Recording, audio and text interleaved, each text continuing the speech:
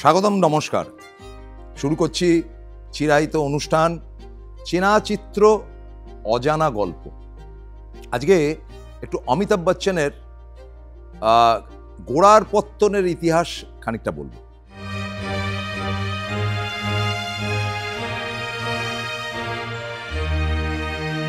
দেখুন, এটা 2025, ঠিক 50 বছর আগে 1975-এ অমিতাভ বচ্চন সুপারস্টার খ্যাতিটা পেয়েছিলেন, এবং সেটা পাওয়াটা যে খুব সোজা ছিল এমন নয়। আমি বলছি না যে 1975-এই অমিতাভ বচ্চন ফিল্মে আসেন। তিনি ফিল্মে এসছেন বোধহয় 68-69 ওই টাইমটাতে। কিভাবে কি বৃত্তান্ত তার বিবরণে যাচ্ছি না। সিনেমায় এসছিলেন এবং প্রথম ছবি দেবানন্দের বড় ভাই চেতন আনন্দের একটি ছবিতে ছোট্ট একটি চরিত্র পান, সাত হিন্দুস্তানি। তো সাত হিন্দুস্তানির একজন তিনি ছিলেন ঠিকই, তবে তিনি খুব একটা লোকের নজরে আসেননি। এরপর টুকটাক কিছু ছবিতে সুযোগ পান ঠিকই, কিন্তু খ্যাতি লাভ খুব একটা করতে পারেননি। মানে কেউ অমিতাভ বচ্চনকে আস্তে চিনতই না। তখন রমরমা 69 থেকে রাজেশ খান্না মানে পাগল হয়ে যাওয়ার মতন উপক্রম রাজেশ খান্নাকে দেখে, এবং তার ক্রেজ। তিনি ছিলেন প্রথম সুপারস্টার। সুপারস্টার কথাটাই হয় রাজেশ খান্নার জন্য। তো এইভাবে চলতে চলতে সাম টাইম অফ 70 একটা ছবি ঋষিকেশ মুখার্জি করবেন। তার অনেক দিনের একটা পুরনো স্ক্রিপ্ট ছিল, আনন্দ সংবাদ বলে, যেটাতে তিনি রাজ কাপুর এবং উত্তম কুমারকে নিয়ে করবার চেষ্টা করেছিলেন। সেটা পরে হিন্দি করেন, এদের দুজন কাউকেই পাওয়া যায় না। তাতে রাজেশ খান্না মেন রোল, অর্থাৎ আনন্দের চরিত্র, আনন্দ ছবিতে, এবং বাঙালি একজন ছেলেকে খুঁজছিলেন। তখন জয়া ভাদুরী গুড্ডি করে ঋষিকেশ মুখার্জির প্রায় পরিবারের লোক, ঋষি কাকু বলে ডাকতেন, তিনি কাকু বলে ডাকতেন। তো জয়া ভাদুরীর সঙ্গে একটা হালকা অমিতাভ বচ্চনের আলাপ ইত্যাদি হয়েছিল। তো জয়া ভাদুরী অনুরোধ করে যে অমিতাভকে দিয়ে ছবিটা করা। বলে, ও বাংলার চেহারাপত্র কি? বলো, কীরকম চেহারাপত্র দেখি? দেখে একটা ঢ্যাঙা লোক, 6 ফুটের উপর লম্বা, একটু খয়েরি কালার, মানে কালো ঠিক না, দেখতে শুনতেও আহামরি কিছু না, এরকম একটা চেহারার লোক। তো ওকে জিজ্ঞেস করলেন যখন ঋষিকেশ মুখার্জি যে তুমি কি করেছো জীবনে? বলে, আমি কলকাতায় চাকরি করেছি 5-6 বছর। তো বল, ঠিক আছে, একটা চেষ্টা করা যাক। নতুনদের নিয়ে তো কাজ করার একটা চেষ্টা থাকেই ভালো পরিচালকদের। তো আনন্দে তিনি ভাস্কর চরিত্রটি করলেন, ডাক্তার ভাস্কর, বাঙালি চরিত্র, এবং নিঃসন্দেহে আনন্দ সুপারহিট ছবি। কিন্তু হলে কি হবে, অমিতাভকে মানুষ মনে রাখলো না, রাখলো রাজেশ খান্না। কিন্তু ছবিটি এত ভালো হয়েছিল যে অমিতাভের চরিত্রটি বা তার অভিনয় কিন্তু মানুষের মনে দাগ কেটেছিল। তারপর আবার টুকুস টুকুস করে তার চলা, কয়েকটি ছবি করলেন টললেন, এবং জয়া ভাদুরীর সঙ্গে 2টি ছবি করেছিলেন সেই সময়, যদ্দূর স্মরণে আসে, এক নজর আর একটা কি বেশ নাম, 2টি ফ্লপ। তারপরে একটি ছবি করেছিলেন তনুজার সঙ্গে, সেটাও মোটামুটি ফ্লপ। এই ফ্লপ শো চলতে চলতে চলতে চলতে তখন একটা কাণ্ডই ঘটেছিল, যেটা আপনারা অনেকেই জানেন না। কমেডিয়ান তথা প্রযোজক মেহমুদ, তার নাম তো সবাই জানেন। মেহমুদের ভাই ছিল আনোয়ার আলী।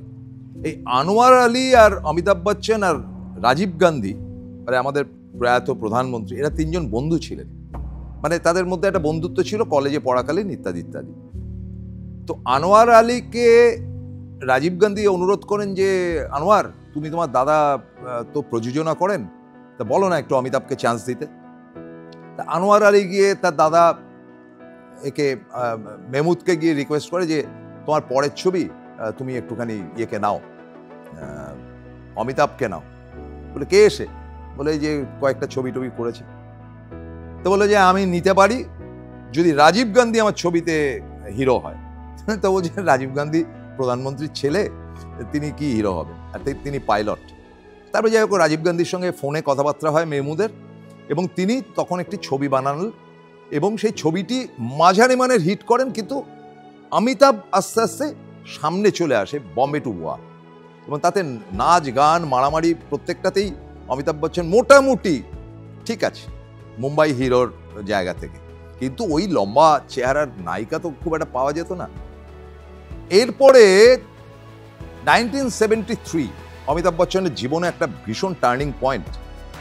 সেই সময় নতুন একজন প্রযোজক পরিচালক, তার নাম হচ্ছে প্রকাশ মেহরা, তিনি একটি ছবি করবেন, গল্প এবং চিত্রনাট্য সেটাতে লিখছেন হাতি মেরা সাথীর চিত্রনাট্যকার সেলিম জাভেদ।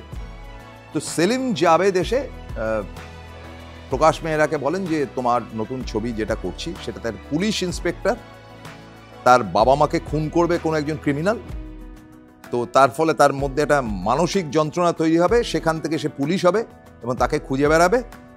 কিন্তু তাকে তার পুলিশি ব্যাপারটা এত হিংস্র ছিল যে তার চাকরি যাবে এবং শেষে সেই ক্রিমিনালকে সে তার বাবার খুনিকে ধরতে পারবে, বাবা মায়ের, এবং তাদেরকে খুন করবে পুলিশের জায়গা থেকে। তো এই চরিত্রটা করার জন্য কাকে নেওয়া যায়? তো সেলিম জাভেদ বললো আমরাই দেখছি কাকে নেওয়া যায়। তারা অনুরোধ করলেন দেবানন্দকে। দেবানন্দ বললো ঠিক এটা আমার পক্ষে সুটেবল ক্যারেক্টার নয়। তারপরে তারা অনুরোধ করলেন শশী কাপুরকে। শশী কাপুর বললে যে না, এটা আমার ভাল লাগছে না। ধর্মেন্দ্র, তিনিও বললেন যে না না, এটা নেগেটিভ। শেষ পর্যন্ত গেলেন রাজকুমারের কাছে। রাজকুমার সব শুনে টুনে বলে জানি स्टोरी तो तुम्हारा ठीक है पर ये फिल्म हिट कर जाएगा, मेरे को बात दो, মানে আমাকে বাদ দাও। তখন কেউ একজন বললেন যে একটি নতুন ছেলে উঠে এসছে, ভালো, মোটামুটি সাইজেবল, একটা পুলিশের রোল করার মতন, একটু লম্বা খালি, ঠিক আছে নিয়ে এসো। এই অমিতাভ বচ্চনের জঞ্জিরে আসা ছবি সুপার ডুপার হিট। এবং তখন অমিতাভ বচ্চন বলে যে একজন অভিনেতা আছেন, এবং ওই সময়টাই আগে পরে ঋষিকেশ মুখার্জি তাকে নিয়ে একটি ছবি করলেন, সেটা হচ্ছে গিয়ে অভিমান। এই অভিমান ছবিটিও কিন্তু হিট করল। এই দুটো হিটের ফলে মোটামুটি অমিতাভ বচ্চন একজন নায়ক আসছেন। আর তখন তো রাজেশ খান্না মানে ফাটিয়ে ছবি করছেন, রাজেশ খান্নার টাইম পাওয়া যায় না। রাজেশ খান্না ভীষণ ইনডিসিপ্লিন ছিলেন, মানে কোনো টাইমের মা বাপ ছিল না। সকাল 10টায় শুটিং থাকলে দুপুর 3টের সময় তিনি শুটিং করতে আসতেন। তো এই সময় দিওয়ার বলে একটি ছবি তৈরি হচ্ছে। সে দিওয়ার ছবিটি কাকে নায়ক নেওয়া যায়, মানে বিজয়ের রোল কে করবে, নেগেটিভ রোল, মানে একজন স্মাগলারের রোল করতে হবে, লাস্টে গুলি খেয়ে মরে যাবে, কেউ রাজি না, আবার রিকোয়েস্ট ইত্যাদি ইত্যাদি। তখন আবার সেলিম জাভেদ, ওই ছবির পরিচালক ছিলেন বিখ্যাত পরিচালক ইয়াশ চোপড়া।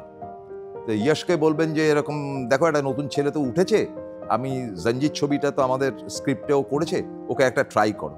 শুধু তিনি বললেন, জাভেদ সাহেবই বললেন না, সেটার সঙ্গে শশী কাপুরও বললেন যে হ্যাঁ এই ছেলেটাকে ট্রাই করে দেখতে পারো। দিওয়ার রিলিজ করেছিল 1975। আর দিওয়ার যখন রিলিজ করছে তখন আরেকটা ছবিরও শুটিং টুটিং হয়ে ছবি মুক্তির অপেক্ষায়। দিওয়ার রিলিজ করলো ধরুন মিড অফ ধরুন জুন টুন, এই সময়টা কি তার আগে পরে হবে 1975-এ।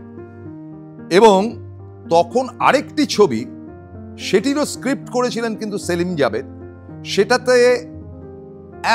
মানে কয়েকজন নায়ক, সঞ্জীব কুমার, ধর্মেন্দ্র, অমিতাভ বচ্চন। বুঝতেই পারছেন শোলে, এটা শোলেরও 50 বছর। তো শোলে ছবির জন্য কাকে দিয়ে জয়ের রোলটা করানো যায়? একটা তো বীরু ঠিক আছে, সেটা ধর্মেন্দ্র করবে। সঞ্জীব কুমার, জিপি সিপ্পি, রমেশ সিপ্পির খুব ফেভারিট, সঞ্জীব কুমারকেও না হবে। হেমা মালিনী তো তাদের চোখের একেবারে মণি, তাকে দিয়ে পরপর তৃতীয় ছবিটিতে নেওয়া হচ্ছে। সীতা আর গীতা ছিল তার আগের সুপারহিট ছবি।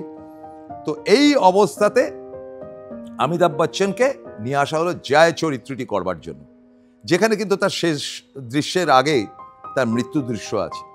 আবার দেখুন দিওয়ারও কিন্তু তার মৃত্যু দৃশ্য ছিল।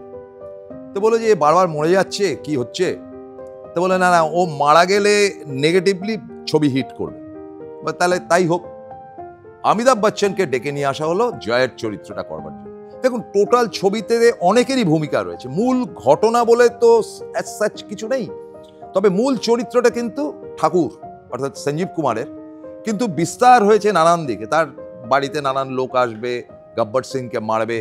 গব্বর সিং এবং ঠাকুরের মারামারিতে অমিতাভ বচ্চন এবং ধর্মেন্দ্রের ভূমিকা এসে ঢুকবে। সুতরাং অ্যাজ সাচ নায়ক বলতে এখানে ঠিক নেই, তবে মূল চরিত্র কিন্তু ঠাকুর বা সঞ্জীব কুমার। সেখানে অমিতাভ বচ্চন অসাধারণ অভিনয় করলেন এবং তার মৃত্যু দৃশ্য যেটা ছিল, মানে গুলি করতে করতে করতে করতে আস্তে আস্তে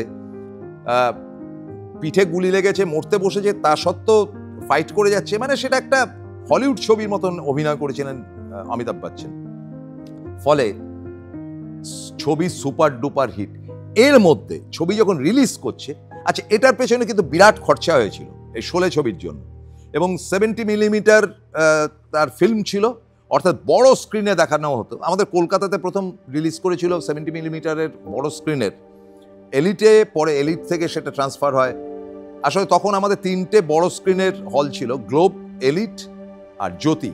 জ্যোতিতে পরে রিলিজ হয়, এবং আপনারা বিশ্বাস করবেন না, এই ছবিটি কিন্তু পাক্কা 4 বছর চলেছিল বিভিন্ন জায়গায়, বম্বে ইত্যাদি ইত্যাদিতে, টানা 4 বছর।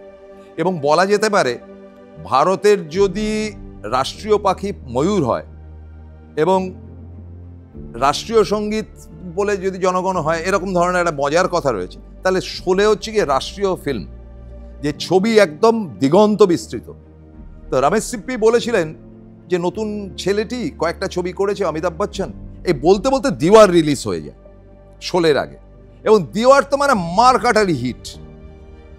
এই দুটি ছবি পরপর হিট করাতে রাজেশ খান্না তখন তার অপরিমাণ সমস্ত কাণ্ড কারখানা, যার পরিমিতি বোধ ছিল না, ডিসিপ্লিন ছিল না, রাজেশ খান্না পড়তে শুরু করেন 75 থেকে, তার পতন শুরু হয়, এবং উঠে আসেন এমন একজন হিরো যিনি 6 ফুট লম্বা, মোটামুটি চেহারা, গলার স্বর একবার বজ্র কঠিন, যিনি সবসময় যেন রেগে রয়েছেন, তার হাতে বন্দুক থাকলে তাকে আর খুঁজে পাওয়া যায় না। অ্যাংরি ইয়াং ম্যান নাম নিয়ে 50 বছর আগে ঠিক এই সময়টা, যে সময় আপনারা দেখছেন, তখন রিলিজ করেছিল শোলে, এবং তার কিছুদিন আগে রিলিজ করেছিল দিওয়ার। এই দুয়ের কম্বিনেশনে অমিতাভ বচ্চন হয়ে ওঠেন সুপারস্টার, যিনি আজকেও অমলিন।